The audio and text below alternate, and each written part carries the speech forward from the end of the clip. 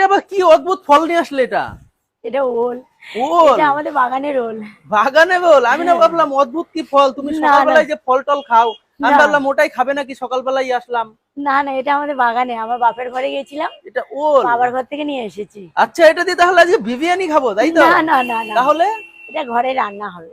রান্না হবে? হ্যাঁ। কি রান্না করবে এটা দিয়ে? এটা ওলের ডালনা হবে। ডালনা? হ্যাঁ, ওটা আবার কি? ওল ডাল বাটা দিয়ে বড়া হবে, সেটা দিয়ে ডালমা হবে। ও আচ্ছা, বলছি যে মাসি এত বড়, এটা কত কিলো হবে? এটা আরো বড় হতো, এটা তো আমি 1.5 মাসের ওল নিয়ে এসেছি। 1.5 এটা মাসে? 3 মাসের ওল, প্রপারি আরো বড় হয় আমাদের বাগানে। আচ্ছা, এটা তোমাদেরই বাগানে? হ্যাঁ, আমার বাপের ঘরে। আচ্ছা, এত বড়, আমি ভাবলাম এটা মনে হয় ফল। না, ফল আচ্ছা না। মাসি, এগুলো কিভাবে তৈরি হয়?